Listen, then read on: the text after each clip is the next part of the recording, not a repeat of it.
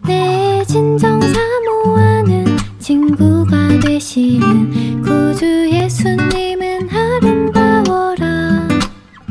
산 밑에 백합화요 빛나는 새벽별 주님 영원할 길 아주 없도다. 의식주라고 하면은 인간에게 없어서는 안 될 가장 필수적인 것, 우리가 잘 알지요.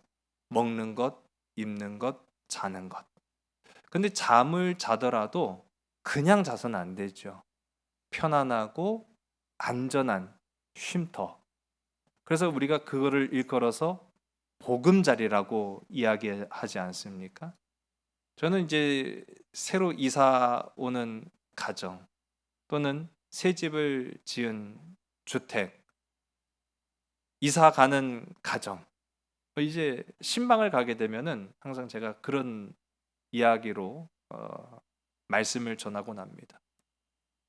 지금까지 하나님께서 나의 삶을, 나의 거처를, 나의 가정을 지켜주신 것도 이곳 보금자리고, 또 새롭게 지어진 주택도 하나님이 축복해 주시는 보금자리고, 또 이사가는 그 자리에도 하나님께서 예비하신 놀라운 축복의 보금자리가 예비되어 있다라는 것을 말씀을 드립니다.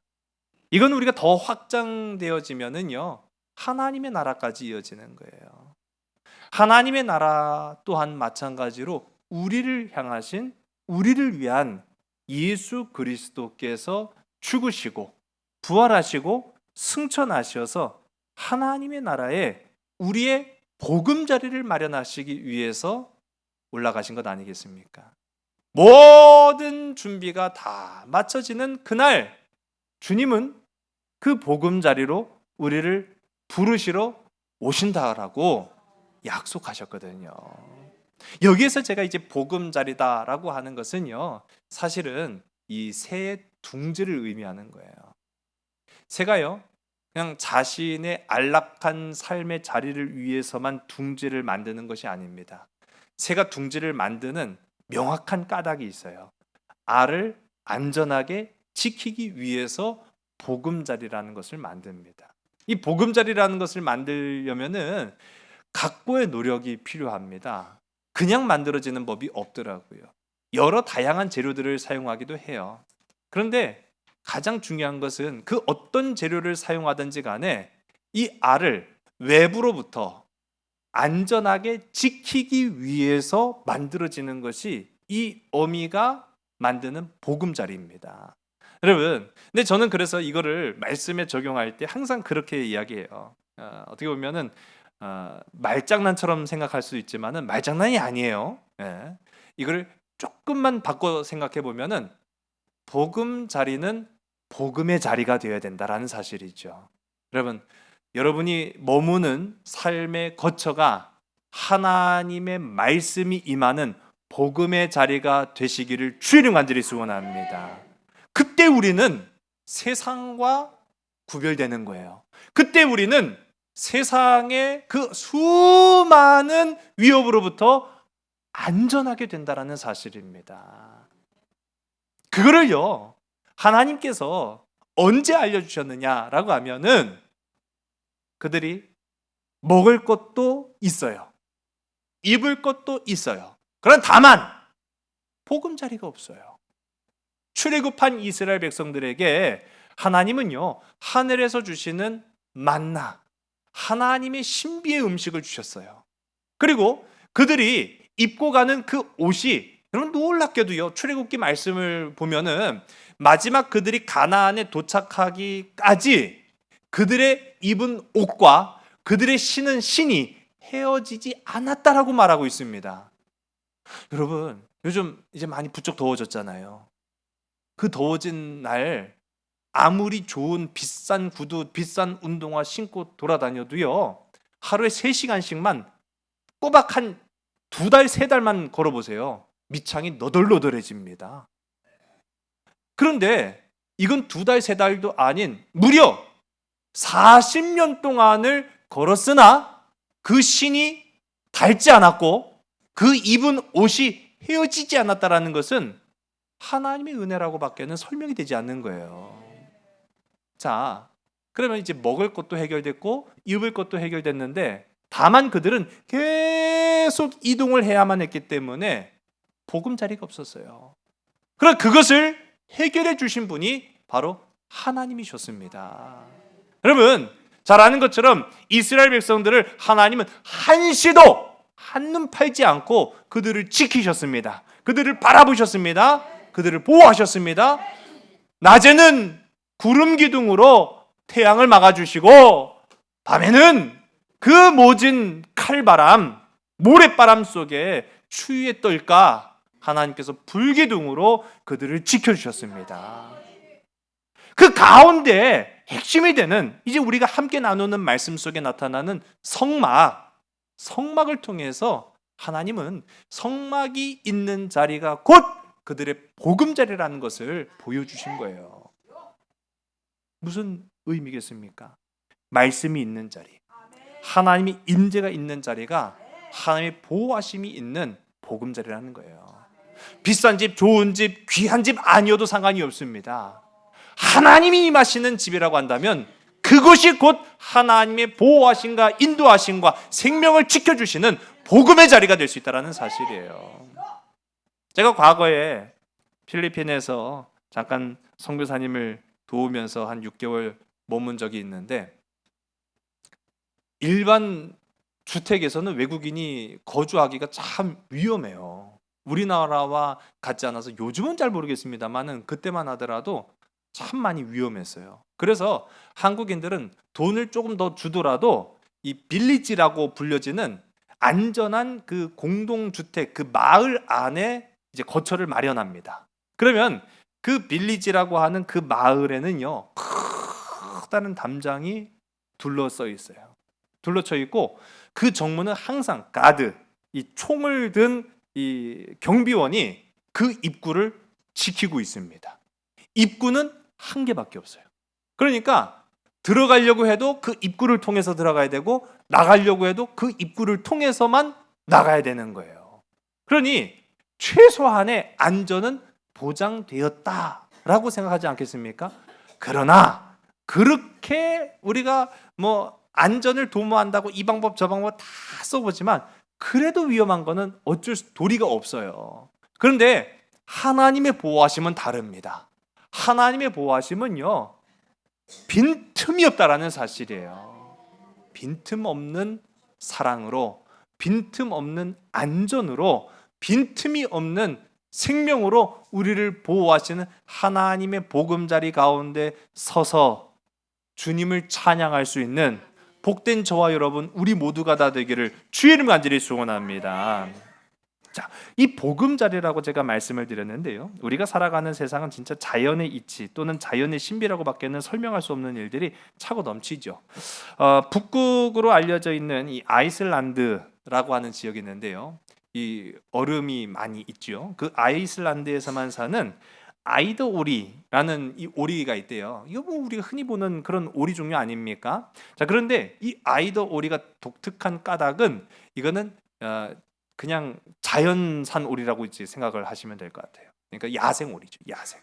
이 야생 오리, 이 아이슬란드 지역에서만 지내다가 뭐 이제 또 왔다 갔다 하기도 하죠. 그런데 어쨌든 간에 여기에서만 둥지를 트는 특성을 지니고 있어요. 이 아이슬란드에 사는 이 아이더 오리가요. 그런데 이 야생 오리는 어디에 둥지를 트겠습니까? 아무데나 둥지를 트는 거예요. 아무데나. 그래갖고 제가 몇 년 전인가요? 충청연회에서 이 농어촌 선교회를 통해서 이제 필리핀 선교도 하고 또 거기 미자리 교회도 지원하고 또 농어촌 지역에 있는 분들에게 선교적 도움을 주기 위해서 갔더랬죠.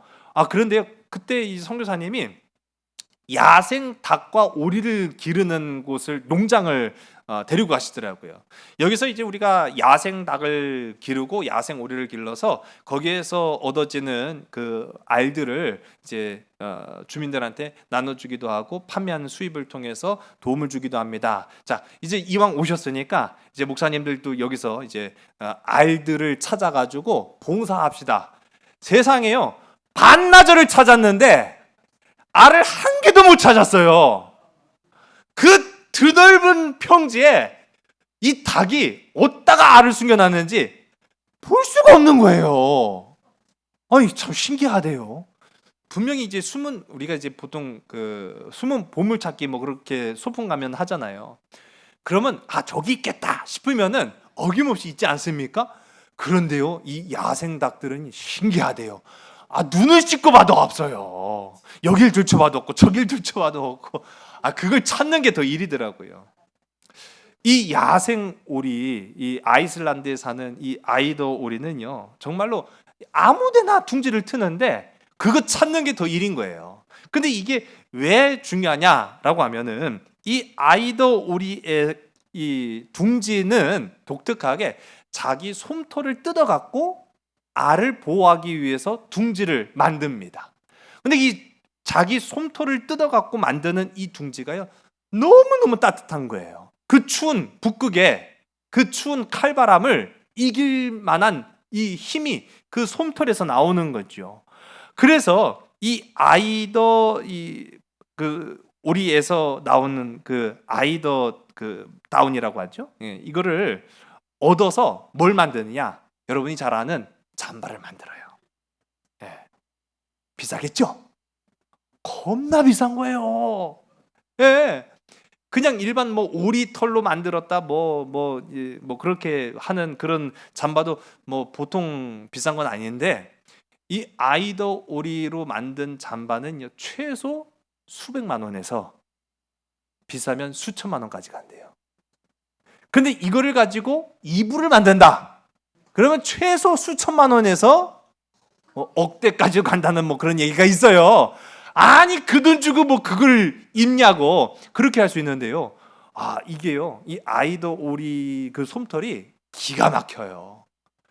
뭉치면은 한 주먹밖에 안 되는데 딱 놓으면은 이불 한 장이 나와요.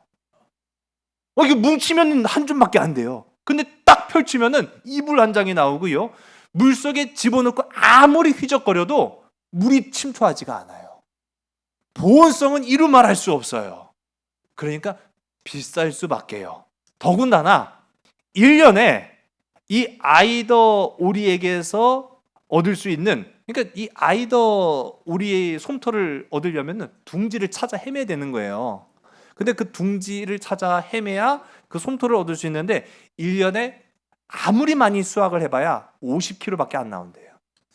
그러니까 굉장히 비쌀 수밖에 없다, 뭐 그런 이야기를 합니다. 제가 이걸 보면서 아무리 인간의 기술력이 나날이 발전한다고는 하지만 가장 좋은 소재는요, 하나님이 주신 천연 소재예요. 가장 좋은 건 하나님이 주신 천연 소재라는 거죠. 여러분, 귀금속 좋아하시죠? 보석도 좋아하시죠? 그런데요, 제가 충격적인 얘기를 들었어요. 요즘 다이아몬드 가격이 조금 계속 떨어진다는 얘기 들어보셨습니까? 그 왜 떨어진 줄 아세요? 가짜 다이아몬드가 만들어지기 때문이에요. 그럼 가짜 다이아몬드는 가짜일까요? 진짜일까요? 말도 안 되는 소리를 하고 있잖아요. 제가 지금 가짜 다이아몬드가 가짜냐고 진짜냐고 물어보는 것 자체가 좀 말이 안 되는 거 아니에요? 이걸 랩 다이아몬드라고 하는데 진짜예요. 가짜 다이아몬드지만 진짜예요. 그리고 천연 다이아몬드보다 더 결정체가 고와요. 더 정교합니다. 천연 다이아몬드는 생성되려면은 최소한 1000년은 걸려요. 근데 이 랩 다이아몬드라고 하는 인간의 기술력으로 만들어진 다이아몬드는요, 단 몇 분이면 만들어요. 그러니 얼마나 대단한 세상을 우리가 살아갑니까? 그럼에도 불구하고 하나님이 만들어주신 이 대자연에서만 나오는 것이 가장 귀한 거예요. 여러분, 그런 의미에서 보면은 오늘 우리가 이 함께 살펴보는 성막을 만드는 것은 인간이지만 그 성막의 설계와 청사진을 보여주신 분은 하나님이십니다. 여러분, 인생을 살아가는 것은 우리이지만 그 인생을 살아갈 수 있게끔 우리에게 꿈을 주시고 비전을 주시고 이상을 주시고 그 걸음을 인도하시는 분은 하나님이신 줄로 믿으시기 바랍니다. 인간의 생각이, 인간의 사고가 아무리 뛰어나려고 발버둥 친다 할지라도 하나님의 것을 능가할 수는 없다라는 거예요. 그거를 보여주신 게 복음의 자리 성막이라는 거죠. 이걸 그림에서 다 보여드릴 수는 없는데요. 준비되지 않아가지고 지금 죄송합니다. 보시는 그림은 지성소와 성소를 이루어지는 그런 지난 시간에 함께 살펴본 성소의 모습이잖아요. 성막 전체를 보면은요, 막을 두르고 있어요. 휘장으로 담을 세웠죠. 이건 어떤 의미에서는 천으로 장막을 세웠는데 그거는 도둑이 드나들지 말라고 한 건 아니에요. 구별해 놓은 거죠. 그리고 그 안에 성소를 짓기 위해서는 기둥이 세워지고 그것을 덮는 천이 있어야 합니다. 그것을 우리가 일컬어서 장막 또는 그 안에 사용되어지는 천을 휘장, 그렇게 부르게 됩니다. 멀리서 이 성막을 가만히 지켜보면은요, 뭐처럼 보이는 줄 아세요? 품어주시는 하나님의 손처럼 느껴져요. 하나님의 손이 이렇게 품어주시고요, 그 가운데에 성소가 위치해서 내게로 와라 라고 하시는 하나님처럼 보이는 거예요. 그리고 이 성막에는, 자, 이제는 우리가 기본적인 상식이 다 있으시니까 아시죠? 출입구는 2개예요, 1개예요? 하나밖에 없어요. 유일하게 하나예요. 동쪽으로 난 문, 그 하나의 문을 통해서 드나들 수가 있습니다. 그러니 멀리서 하늘에서 바라본 이 성막의 모습은 그야말로 하나님이 편팔로 내게로 와라 라고 품어주시는 하나님의 보금자리로밖에 보이지 않는다라고 하는 것이죠.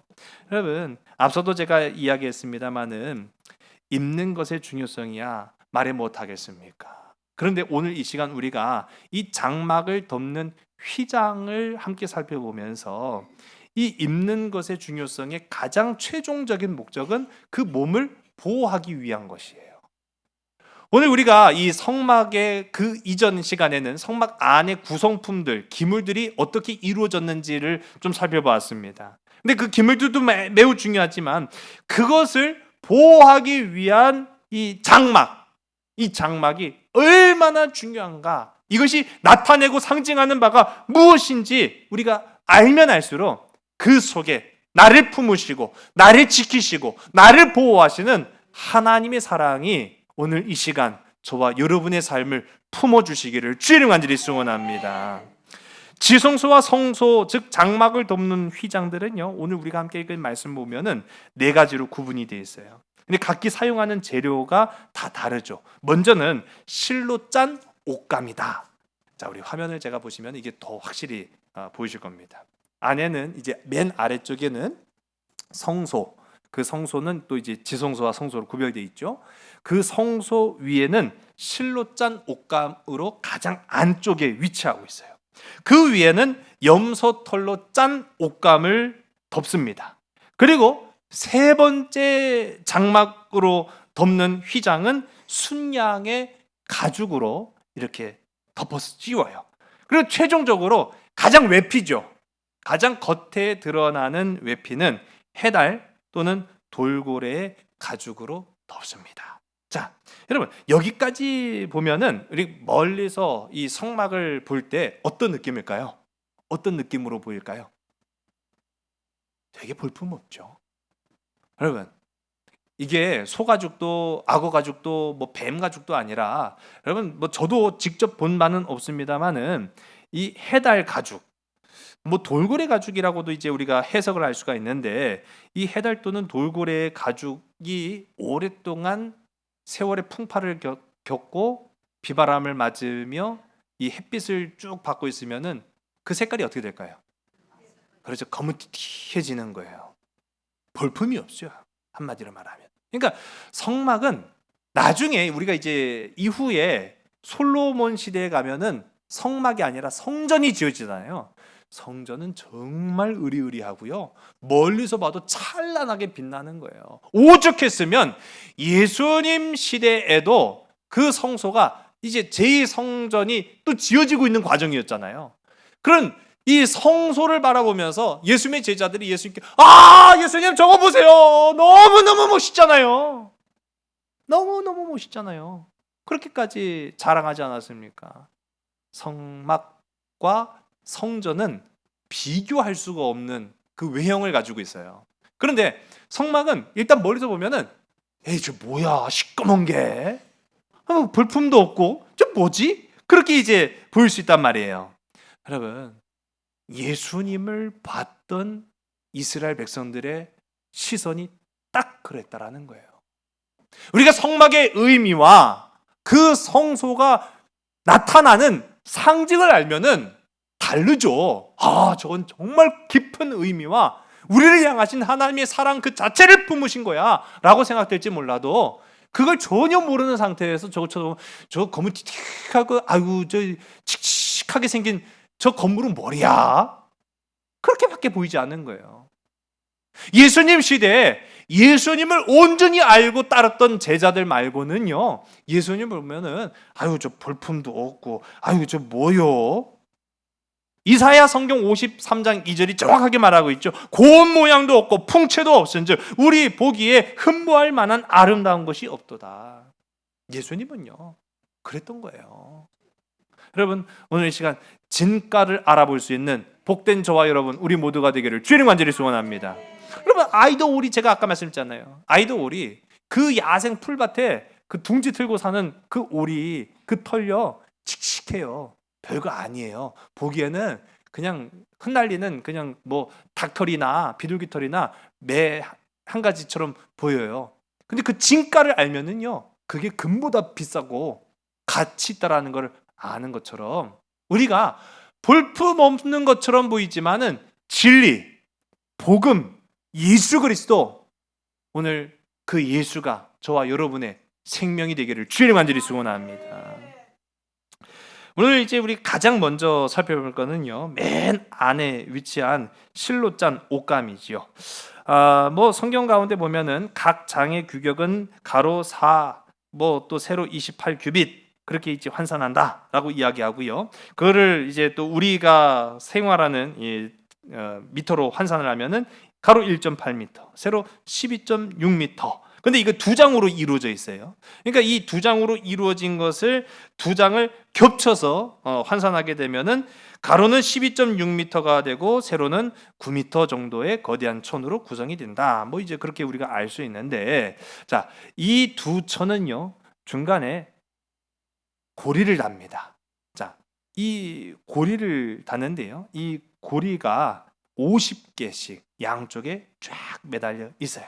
그렇게 해서 이 고리를 걸어 주는 거예요.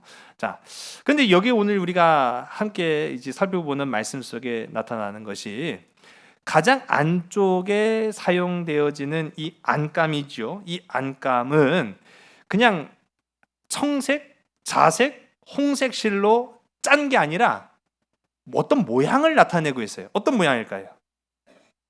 그 무슨 그림이 새겨져 있는 거예요. 어떤 그림일까요? 오늘 말씀에 나오는데 우리 1절에 나오죠. 정교하게, 무엇을 정교하게 수놓으라고요? 그룹은 어디에 또 등장합니까? 그렇죠. 언약궤, 법궤, 그 언약궤를 덮는 속죄소 위에 두 그룹이 날개를 맞대고 있는 그런 모습. 그룹은 뭐다? 천사다.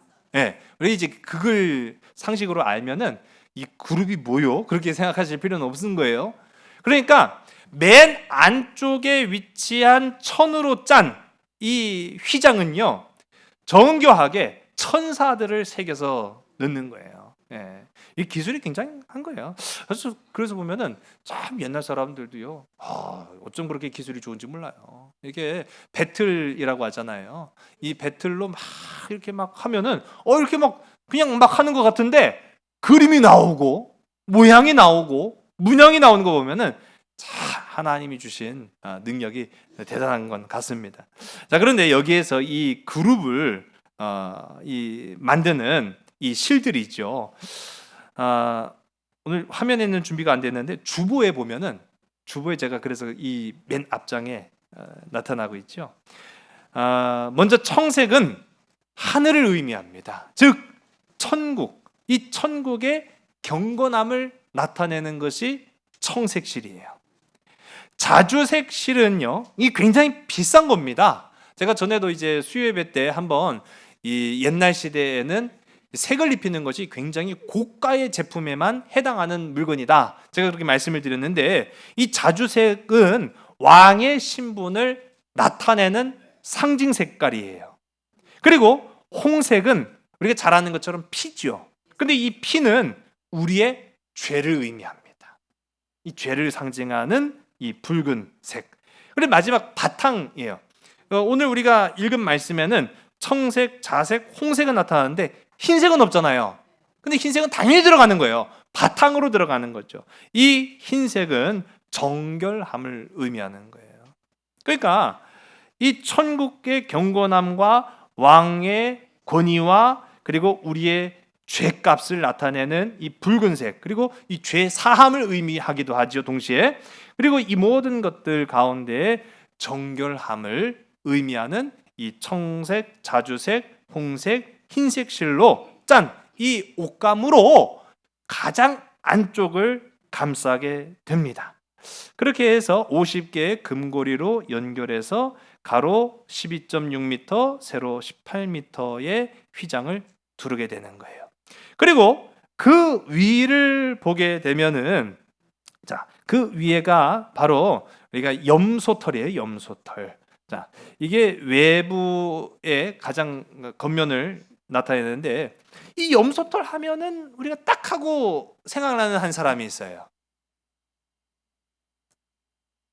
염소털, 또 비슷한 그 종류로 낙타털도 있거든요. 염소털, 낙타털, 누구 딱 떠오르죠? 세례자 요한이죠. 예, 세례자 요한입니다. 어떻게 보면은 이 시대에 제가 뭐 무슨 천에 관해서 주구장창 이렇게 길게 설명할 수는 없으니까요. 천의 여러 종류가 오늘날만큼은 없지만은 이 시대에도 천의 여러 종류가 있어요. 아마로 만든 천. 우리가 이제 보면은 아주 어떻게 보면 하늘하늘한 속살이 다 비치는 그 천이 굉장히 비싸고요. 세마포, 이거 다 아마로 만든 겁니다.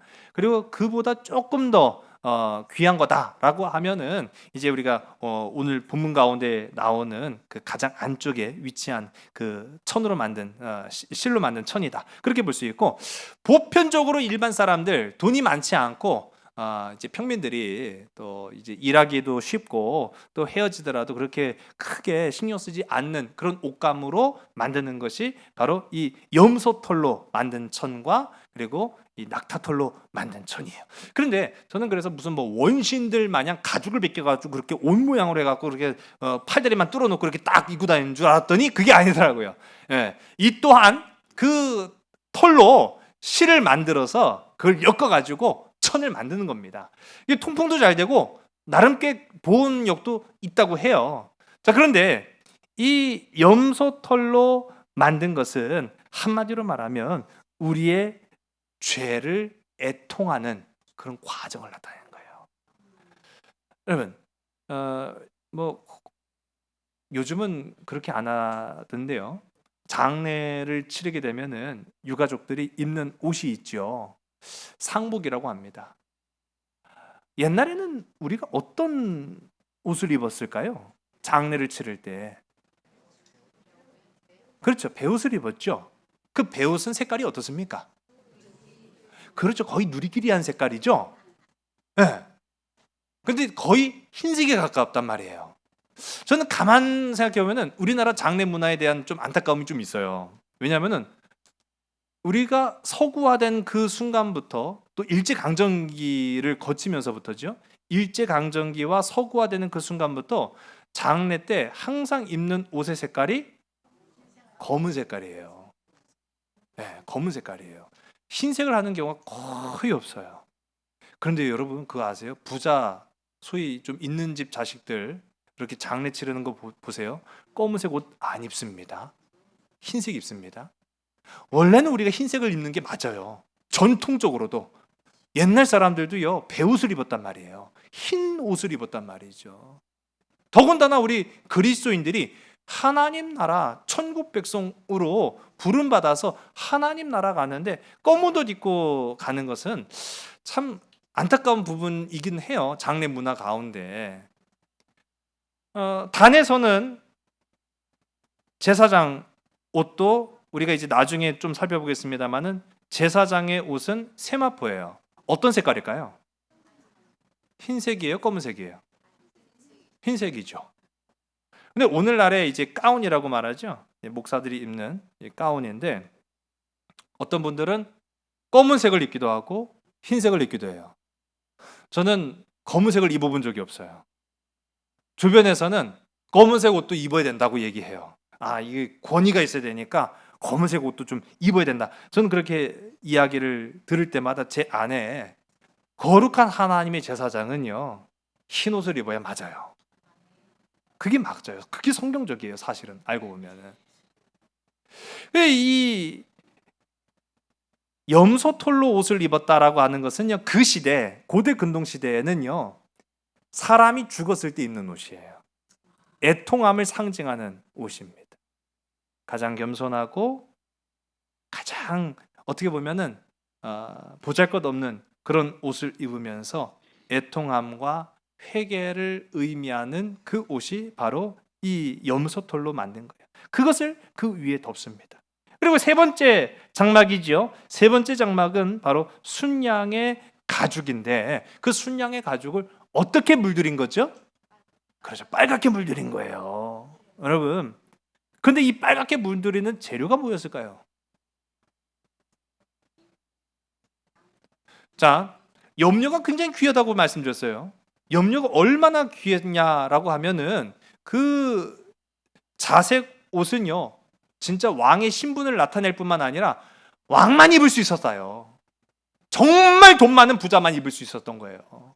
그 정도로 값어치가 있고 비싼 거라 아무나 그렇게 자색 옷 또는 붉은색 그런 색깔을 입을 수가 없어요. 그런데 어떻게 그 넓은 수십 미터에 달하는 이 휘장을 붉은색으로 물들일 수 있을까요?